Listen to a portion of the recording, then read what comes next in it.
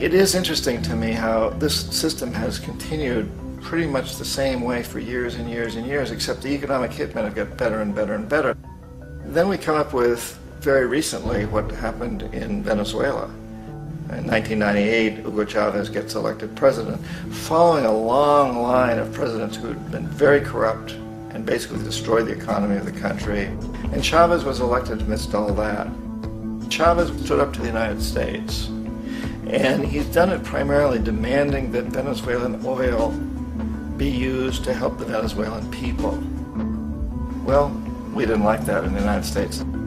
So in 2002, a coup was staged, which is no question in my mind, and most other people's minds, that the CIA was behind that coup.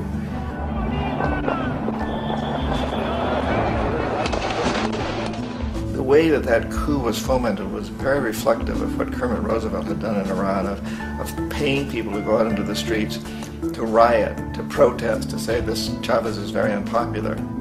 You know, if you can get a few thousand people to do that in television, can make it look like it's the whole country, and things start to mushroom. Except in the case of Chavez, he was smart enough, and the people were so strongly behind him that they overcame it, which was a phenomenal moment in the history of Latin America.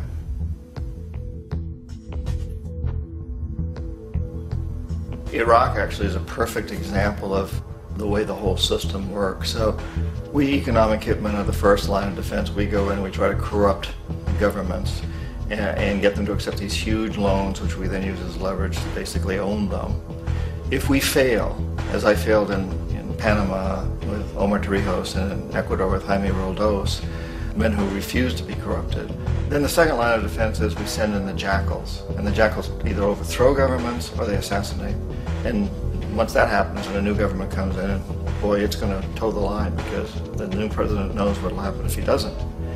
In the case of Iraq, both of those things failed. Economic hitmen were not able to get through to Saddam Hussein. We tried very hard. We tried to get him to accept a deal very similar to what the House of Saud had accepted in Saudi Arabia, but he wouldn't accept it.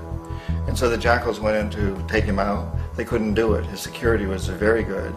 After all, he had one time worked for the CIA. He'd been hired to assassinate a former president of Iraq and failed, but he knew the system.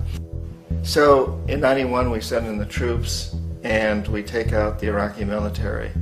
So we assume at that point that Saddam Hussein is going to come around. We could have taken him out, of course, at that time, but we didn't want to. He's the kind of strong man we like. He controls his people. We thought he could control the Kurds and keep the Iranians in their border and keep pumping oil for us. And that once we took out his military, now he's going to come around. So the economic hitmen go back in the 90s without success. If they'd had success, he'd still be running the country. We'd be selling him all the fighter jets he wants and everything else he wants. But they couldn't. They didn't have success. The jackals couldn't take him out again, so we sent the military in once again, and this time we did the complete job and took him out, and in the process created for ourselves some very, very lucrative construction deals. We had to reconstruct a country that we'd essentially destroyed, which is a pretty good deal if you own construction companies, big ones. So, you know, Iraq shows the three stages. The economic hitmen failed there, the jackals failed there, and as a final measure, the military goes in. And in that way, we've really created an empire, but we've done it very, very subtly. It's clandestine. All the empires of the past were built on the military, and everybody knew they were building them. So that the British knew they were building them, the French, the Germans, the Romans, the Greeks. And they were proud of it, and they always had some excuse, like spreading civilization, spreading some religion, something like that. But they knew they were doing it. We don't.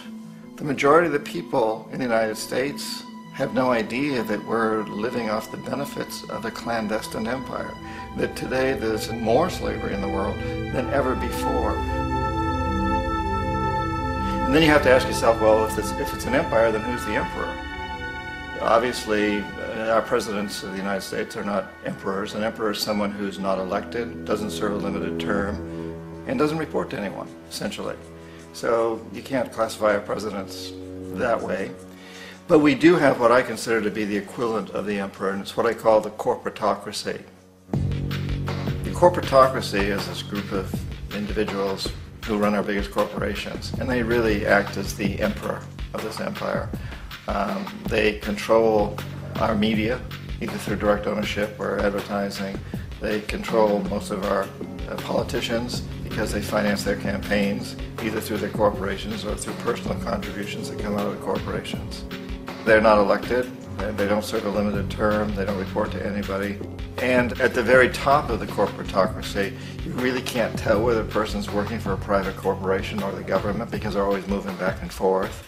So, you've got a guy who one moment is the president of a big construction company like Halliburton, and the next moment he's vice president of the United States, or the president who was in the oil business. And this is true whether you've got Democrats or Republicans in the office. You have the moving back and forth through the revolving door.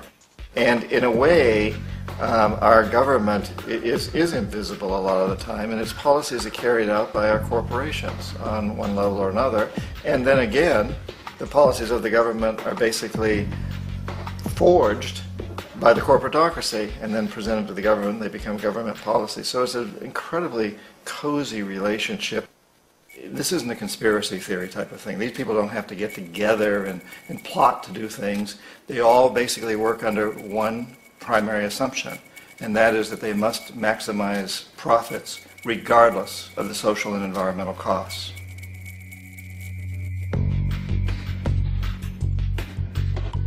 This process of manipulation by the corporatocracy through the use of debt, bribery, and political overthrow is called globalization.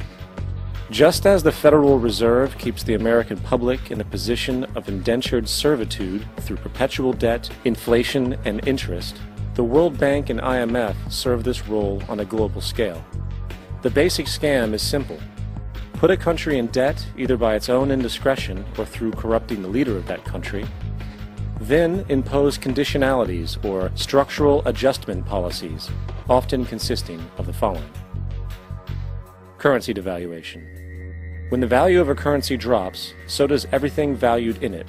This makes indigenous resources available to predator countries at a fraction of their worth. Large funding cuts for social programs. These usually include education and healthcare, compromising the well-being and integrity of the society, leaving the public vulnerable to exploitation. Privatization of state-owned enterprises. This means that socially important systems can be purchased and regulated by foreign corporations for profit. For example, in 1999, the World Bank insisted that the Bolivian government sell the public water system of its third largest city to a subsidy of the U.S. corporation Bechtel. As soon as this occurred, water bills for the already impoverished local residents skyrocketed. It wasn't until after a full-blown revolt by the people that the Bechtel contract was nullified. Then there is trade liberalization, or the opening up of the economy through removing any restrictions on foreign trade. This allows for a number of abusive economic manifestations, such as transnational corporations bringing in their own mass-produced products, undercutting the indigenous production and ruining local economies.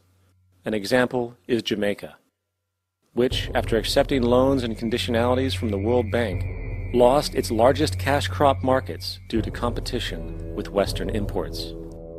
Today, countless farmers are out of work, for they are unable to compete with the large corporations. Another variation is the creation of numerous seemingly unnoticed, unregulated, inhumane sweatshop factories, which take advantage of the imposed economic hardship. Additionally, due to production deregulation, environmental destruction is perpetual, as a country's resources are often exploited by the indifferent corporations while outputting large amounts of deliberate pollution.